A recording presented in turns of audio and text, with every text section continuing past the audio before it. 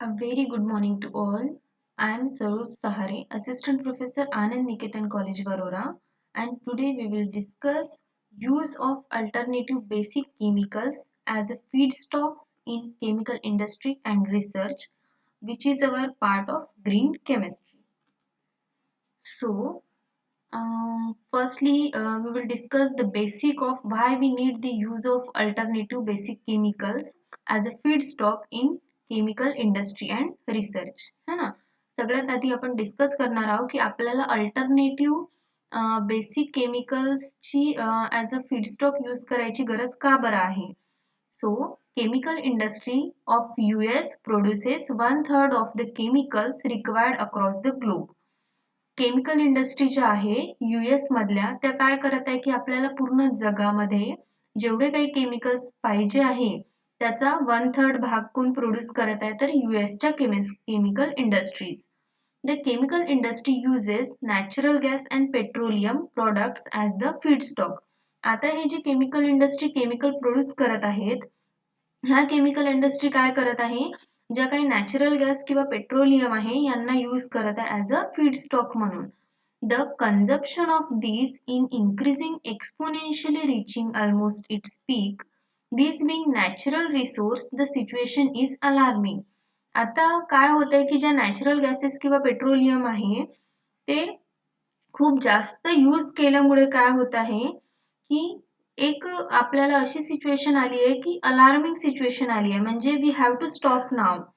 Being one of the largest producer of petroleum and natural gas based products, the KLC department in 2017 carried out a survey on the future of alternative and renewable feedstocks for its chemical industry. है ना. एक KLC department आहे त्यांनी काय केलेलं आहे ते petroleum किंवा नॅचरल गॅस पासनं जे प्रोडक्ट्स बनतात ते तो डिपार्टमेंट त्याच्यावरती वर्क करतो आणि त्या डिपार्टमेंटने एक सर्वे कॅरी आउट केला.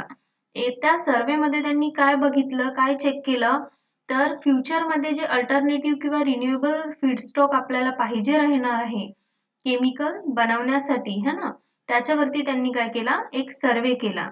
The survey report in alternate renewable and novel feedstock for producing chemicals given by Oak Ridge National Laboratory revealed that the chemical industry of US has evolved from the use of natural plant oils, coal tars and wood tars and its generates 160 tons per year of products from petroleum and natural gas. म्हणजे ते काय करत आहेत they are using natural plant oils coal and wood tars है ना आणि ते काय करत आहे 160 टन्स पर इयर प्रोडक्ट्स बनवत आहे त्याच्यापैकी पेट्रोलियम पासनं ते 85% आणि नॅचरल गॅस किती पर्सेंट यूज करत आहे तर 15%. This production will reach a peak plateau and then decline. This will increase the pressure on the industry to search for alternative feedstock. CO2 and biomass could be the alternative resources. आता काय होत आहे की हा जो use झालेला आहे petroleum किंवा नॅचरल गॅसचा किंवा नॅचरल रिसोर्सचा त्या सर्वेनुसार काय पहिले की तो पीकवर आहे म्हणजे आधी भरपूर सारे नॅचरल रिसोर्सेस असल्याने प्रोडक्शन हाय होतं नंतर तो थोडासा फ्लॅट झाला आणि नंतर आता डिक्लाइन होणं सुरू झालं आणि पेट्रोलियम आणि नॅचरल गॅस किंवा अदर नॅचरल रिसोर्सेस कमी होत असल्याने प्रोडक्शन सुद्धा काय होत आहे डिक्लाइन होत आहे. म्हणून आता ज्या केमिकल इंडस्ट्रीज आहेत त्या काय करत आहे एक अल्टरनेटिव्ह फीडस्टॉक शोधायला सुरुवात करत आहेत. तर CO2 म्हणजे कार्बन डायऑक्साईड किंवा जो बायोमास आहे ह्या गोष्टी ज्या आहे ह्या अल्टरनेटिव्ह रिसोर्स म्हणून यूज केल्या जाऊ शकतात.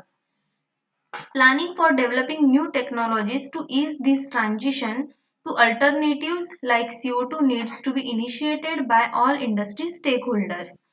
म्हणजे प्लॅनिंग करायला लागेल आणि जे डेव्हलपिंग न्यू टेक्नॉलॉजीज आहे त्यांचा वापर करून आपल्याला काय करावं लागेल जे अल्टरनेटिव्ह स्टॉक्स आहे फॉर एक्झाम्पल CO2 वगैरे त्यांचा वापर करायला लागेल. The above report highlights the need of shifting from non-renewable sources to alternative renewable and eco-friendly one. आता जे अबाव रिपोर्ट आहे त्याच्यामुळे आपल्याला काय माहिती होत आहे की नॅचरल रिसोर्सेस पेट्रोलियम वगैरे सगळ्यात जास्त वापर करून घेत असल्यामुळे ते संपत आलेले आहे आणि काळाची गरज म्हणून आता ते नॉन रिन्युएबल सोर्सेस असल्यामुळे आपल्याला त्यांच्याऐवजी रिन्युएबल सोर्सेस वापरावे लागणार आहे, जे काय असतील इको फ्रेंडली म्हणजे आपल्या इन्व्हायरमेंटल फ्रेंडली असतील. Okay, no harmful to environment. Over the last few decades, it has been established that not only the chemical industry but other industries rely entirely upon petrochemical industry, the fossil fuels and their products due to their low cost. Okay, म्हणजे petroleum chemistry, fossil fuels किंवा ज्या बाकीच्या गोष्टी आहेत ते काय, these are the natural sources. आणि natural sources असल्यामुळे त्यांची जी कॉस्ट आहे ती लो होती. त्याच्यामुळे केमिकल इंडस्ट्रीच्या व्यतिरिक्त ज्या अदर इंडस्ट्रीज होत्या त्या सुद्धा या सगळ्या natural resources, non renewable resources वरती डिपेंड होत्या. Thus, exorbitant use of natural resources, fossil fuels has a great impact and lead to economic crisis. आता काय झालंय की सगळ्याच इंडस्ट्री या नॅचरल रिसोर्सेस वरती डिपेंड असल्यामुळे इकॉनॉमिकल क्रायसिस निर्माण झालेला आहे. There are a number of scientists and technologists who are trying for sustainability. They are urging to the industry to change to alternative resources and develop new approaches into more efficient processes. काय झालेलं आहे की number of scientist किंवा technologies अशा पद्धतीने develop केल्या जात आहे. सायंटिस्ट या पद्धतीने विचार करत आहे की सगळ्या गोष्टी सस्टेनेबिलिटीकडे मूव्ह झाल्या पाहिजे आणि जे काही पोल्युशन किंवा जे अदर क्रायसिस आहे ते सगळे संपवून आपल्याला एक अल्टरनेटिव्ह रिसोर्स डेव्हलप करायचा आहे. So, green chemistry and green engineering are striving to produce new methodologies for sustainable development. आता ग्रीन केमिस्ट्री किंवा ग्रीन इंजिनिअरिंग जी ह्या ज्या ब्रांचेस आहे ह्या नवीन मेथड शोधून काढत आहे फॉर सस्टेनेबल डेव्हलपमेंट. रिन्युएबल जे आपल्याला आता अल्टरनेटिव्ह सोर्सेस यूज करायचे आहे ते आपण वन बाय वन बघणार आहोत. सो त्याच्यामध्ये फर्स्ट आहे renewal of feed stocks of and raw materials. Green chemistry aims to changing to renewable feedstocks with low toxicity and environmental impact. Green केमिस्ट्रीचा aim काय आता की जे कुठले नॉन रिन्युएबल रिसोर्सेस आहे किंवा फीडस्टॉक आहे त्याच्याकडनं आपल्याला रिन्युएबल फीडस्टॉक कडे मूव्ह व्हायचं आहे, ज्यांची टॉक्झिसिटी कमी असणार आहे आणि ते इन्व्हायरमेंटल फ्रेंडली असणार आहे. This point to the use of biological materials as a feedstock. हे आपल्याला काय सांगत आहे की आपल्याला बायोलॉजिकल जे मटेरियल्स आहे ते आपल्याला यूज करायचे आहे ॲज अ फीडस्टॉक म्हणून. फॉर एक्झाम्पल फ्रॉम प्लांट्स किंवा ॲनिमल्स पासून जे आपल्याला मिळणार आहे ते. Oleochemistry, new biological starting materials. Oleochemistry काय, एक न्यू बायोलॉजिकल स्टार्टिंग मटेरियल्स आहे including fats and oils from plants and animals as a oleochemical raw material. जे प्लांट्स किंवा ॲनिमल्स आहे है ना, यांच्यापासून जे फॅट्स आणि ऑइल आपल्याला मिळतात त्याला आपल्याला यूज करायचं as a oleochemical raw materials and can be a new source of chemical feedstock and can be used in cosmetic polymers, lubricating oils etc. Okay, तर हे जे कॉस्मेटिक किंवा पॉलिमर्सच्या जे इंडस्ट्री आहे त्या इंडस्ट्रीजमध्ये ॲनिमल्स आणि प्लांट्स पासून मिळणारे जे फॅट आणि ऑइल्स आहे हे ऑलिओकेमिकल मटेरियल्स म्हणून यूज केले जाऊ शकतात as a source. Third one is photochemistry, new chemical process with the aid of light. Photochemistry म्हणजे काय, the chemical reaction happens in presence of light, sunlight. Many chemical reactions use metal as a catalyst, replacing these by light, appearing to be a good alternative. Many organic reactions are known to be catalyzed and take the required from sunlight. The light energy is renewable source and through photochemistry can be contributed to green chemistry approach. Okay, म्हणजे काय होत आहे की खूप सारे असे chemical reactions आहेत ज्याच्यामध्ये आपण कॅटलिस्ट यूज करतो. जे कॅटलिस्ट मेटल्स असतात खूप महागडे असतात, फॉर एक्झाम्पल प्लॅटिनम वगैरे. आपल्याला काय करायचं आहे आता, ह्या रिएक्शन्स ज्या ह्या लाईटच्या प्रेझेन्समध्ये करायचं, अल्ट्राव्हायोलेट लाईट किंवा विजिबल लाईट और सनलाईट. ओके, त्याच्यामुळे काय होत आहे, जो लाईट आहे हा आपल्याला एक रिन्युएबल सोर्स आहे, तो इन्व्हायरमेंटल फ्रेंडली सुद्धा आहे आणि लो एनर्जी लो कॉस्ट सुद्धा आहे. तर ह्याच्यामुळे काय होणार आहे की it is the approach towards green chemistry. Then photocatalytic synthesis route using TiO2. Last few decades have seen the use of TiO2 as a photocatalyst in many chemical process in industry. Okay, TiO2 जो आहे titanium dioxide हा जो material आहे, हा material सध्या use केला जातो as a फोटोकॅटॅलिटिक म्हणून. फोटोकॅटॅलिटिक म्हणजे काय, आता आपण बघितलं फोटोकेमिस्ट्रीमध्ये अशा रिॲक्शन ज्याच्यामध्ये कॅटलिस्ट कोण असेल तर लाईट असेल, है ना, सनलाईट, अल्ट्राव्हायोलेट लाईट ही ऍक्ट करेल ॲज अ कॅटलिस्ट. तर अशा रिॲक्शन्स मध्ये TiO2 वापरलं जातं आणि TiO2 सध्याच्या भरपूर साऱ्या केमिकल प्रोसेसमध्ये इंडस्ट्रीमध्ये यूज केला जात आहे. Results show that this has reduced the waste products, minimized the energy consumption and given much higher yield than conventional route. याच्यामुळे काय होत आहे की जो वेस्ट आहे तो रिड्यूस केला जात आहे, एनर्जी कमी लागत आहे आणि सगळ्यात महत्त्वाचं जी यील्ड आहे ती हायर होत आहे, म्हणजे यील्ड आपल्याला इथे वाढून मिळत आहे. Then photocatalytic oxidations, decomposition of waste and toxic materials. Photocatalytic oxidation म्हणजे काय, तर जे काही वेस्ट आहे है ना किंवा टॉक्सिक मटेरियल आहे त्यांचं आपण ऑक्सिडेशन करून त्यांना काय करत आहोत, इथे डिकम्पोज करत आहोत in presence of light. These oxidations can be brought about by using TiO2, titanium dioxide and other metallic oxide like oxide of iron, particularly oxidation of polychlorinated compounds. तर जे पॉलिक्लोरिनेटेड कंपाऊंड्स आहे, जे हजार्डस कंपाऊंड्स आहे, जे as a waste किंवा toxic materials आहे, त्यांना आपल्याला काय करायचं आहे, टिटॅनियम डायऑक्साइड किंवा दुसऱ्या ऑक्साइडच्या प्रेझेन्समध्ये लाईटमध्ये आपल्याला काय करायचं आहे, त्यांना ऑक्सिडेशनने डिकम्पोज करायचं आहे. This yield neutral chemicals with minimum toxicity. मग हे केमिकल जे पॉलिक्लोरिनेटेड कंपाऊंड्स आहे, हे यांचं ऑक्सिडेशन झाल्यामुळे त्यांचं काय होईल, ते मिनिमम किंवा कमी टॉक्झिसिटीच्या कंपाऊंड्स मध्ये कन्वर्ट होतील. One of the most studied example is the use of Fenton reagent Fe2+ in H2O2 for photo assisted decomposition of toxic industrial waste. Okay, याच्यामध्ये फेंटॉन रिएजंट हा एक उदाहरण आहे. Various such techniques are useful and being applied for treatment of industrial influents. इंडस्ट्रीमधून जे काही waste निघत आहे त्याच्यासाठी सुद्धा ह्या टेक्निक्स यूज केल्या जात आहे. Advanced oxidation processes has become a standard technology for waste elimination and destruction of chemical substances in industry. ज्या काही ऍडव्हान्स टेक्नॉलॉजी निघत आहे है ना किंवा ऑक्सिडेशन प्रोसेसेस निघत आहे त्या यूज केल्या जात आहे वेस्टला इलिमिनेट करायसाठी, वेस्टची विल्हेवाट लावण्यासाठी किंवा त्यांना डिस्ट्रक्ट करण्यासाठी. Waste biomass as a chemical feedstock, biomaterial and biofuels. Okay, जो काही वेस्ट असेल बायोमासचा त्याला आपल्याला यूज करायचा आहे केमिकल फीडस्टॉक म्हणून.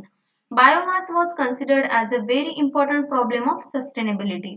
बायोमास जो आहे हा काय आहे, एक खूप चीप सोर्स आहे, रिन्युएबल सोर्स आहे आणि एन्व्हायरमेंट फ्रेंडली सोर्स आहे, म्हणून सस्टेनेबिलिटीमध्ये हा एक इम्पॉर्टंट रोल प्ले करत आहे. Research during the last few decades has shown that it can be a very good source of clean renewable feedstock, है ना. बायोमास काय आहे, काही डिकेड्स पासून आपल्याला लक्षात येत आहे की it is a renewable feedstock. New technologies have been developed to use biomass as a raw material for production of biomaterials, polymers and other applications. सध्या काही न्यू टेक्नॉलॉजीज डेव्हलप झालेल्या आहे ज्याच्यामुळे जे काही बायोमास आहे है ना, ॲनिमल्स किंवा प्लांट्स पासून जो बायोमास मिळत आहे तो यूज केला जात आहे ॲज अ रॉ मटेरियल. कशासाठी, तर बायोमटेरियल्स, पॉलिमर्स किंवा दुसरे काही ॲप्लिकेशन्स आहे त्यांच्या वापरासाठी. One of the most important use of biomass is generation of biofuel. हा जो बायोमास आहे याचा वापर करून आपण काय करू शकतो, तर बायोफ्युल जनरेट करू शकतो. Seventh one is degradation of biomass for biofuel, biogas and biodiesel. आता हा जो बायोमास आहे जर याचं आपण काय केलं, डिग्रेडेशन केलं तर आपल्याला त्याच्यापासून बायोफ्युलही मिळेल, बायोगॅसही मिळेल किंवा बायोडिझेलही मिळेल. Biomass has become popular due know its potential use of generation of biofuel from organic waste in landfills. Biomass can be converted into biofuel by both physical and chemical processes. On the global scale, it is known to produce about 20% energy. Cars running on biofuel are on the way to the market. Okay, जसं आपल्याला माहिती आहे की petroleum industries जे आहे किंवा petroleum जे sources आहे ते दिवसाने दिवस डिक्लाइन होत चाललेलं आहे. त्याच्यामुळे एक रिन्युएबल सोर्स म्हणून बायोमासकडे बघितलं जात आहे. आणि biomass it can be easily converted into biofuel by using physical और केमिकल प्रोसेसेस.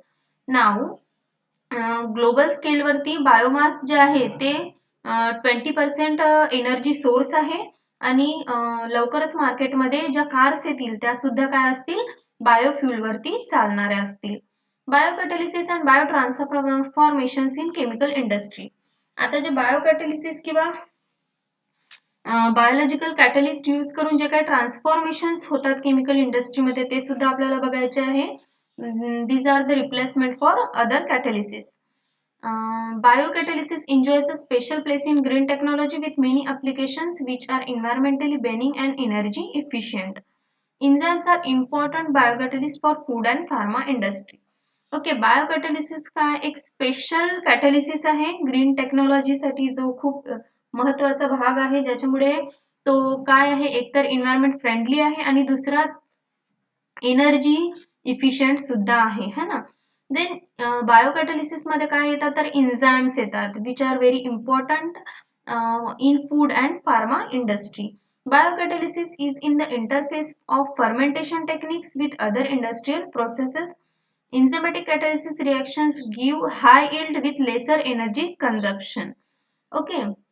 बायोकॅटलिसिस आहे ते फर्मेंटेशन टेक्नॉलॉजीमध्ये टेक्निकसाठी सुद्धा इंडस्ट्रीमध्ये यूज केल्या जातात. देन एन्झाइमॅटिक जे कॅटलिसिस आहे ते काय करतात, खूप जास्त हाय इल्ड देतात आणि एनर्जी सुद्धा कमी कन्झ्युम करतात. Bio transformations can be achieved using biocatalysis and are also considered as a good green chemistry technique for various chemical industries. आता जे बायोकॅटलिसिस यूज केले जातात केमिकल इंडस्ट्रीमध्ये ते एक व्हेरी गुड सोर्स आहे. का बरं, कारण एक तर ते हाय इल्ड देत आहे, इन्व्हायरमेंटल फ्रेंडली आहे आणि एनर्जी सुद्धा कमी कन्झ्युम करत आहे. Now the last one is capture or resequestration of carbon dioxide. आता कार्बन डायऑक्साईड आपल्याला माहिती आहे की जो काही कार्बन डायऑक्साईड प्रोड्यूस होत आहे तो एअर पोल्युशन करत आहे, है ना. एअर और अदर पोल्युशन होत आहे, इन्व्हायरमेंटल पोल्युशन होत आहे. सो सपोज आपण या कार्बन डायऑक्साईडला ॲज अ फीड स्टॉक म्हणून यूज केलं तर आपल्या इन्व्हायरमेंटल पोल्युशनचा प्रॉब्लेम सुद्धा सॉल्व्ह होईल आणि दुसरी गोष्ट काय होईल, आपल्याला एक अल्टरनेटिव्ह फीड स्टॉक सुद्धा मिळेल. Climatic change and the phenomena of greenhouse effect is caused due to CO2 emission and is considered to be very important environmental problem, है ना. म्हणजे काय होतं की हा जो CO2 आहे याच्यामुळे सध्या काय होतं, ग्रीन हाऊस इफेक्ट होत आहे आणि त्याच्यामुळे CO2 release it is a very important environmental problem. Now efforts need to be taken to reduce the CO2 emission. आता आपल्याला काय करायचं आहे की हे CO2 emission कमी झालं पाहिजे याच्याकडे लक्ष द्यायचं आहे. Reactions which can capture CO2 and use it are in the tune with the principles of green chemistry. त्याच्यामुळे आपल्याला काय करायच्या, अशा रिॲक्शन्स बघायच्या ज्या काय करणार आहे की CO2 ला कॅप्चर करेल ॲटमॉस्फिअर मधनं आणि त्याच्यामुळे पोल्युशन कमी करेल आणि हा एक स्टेप असणार आहे towards the principle of green chemistry. So these are some points or some important alternative feedstocks for petroleum and natural gases. Thank you for watching the video.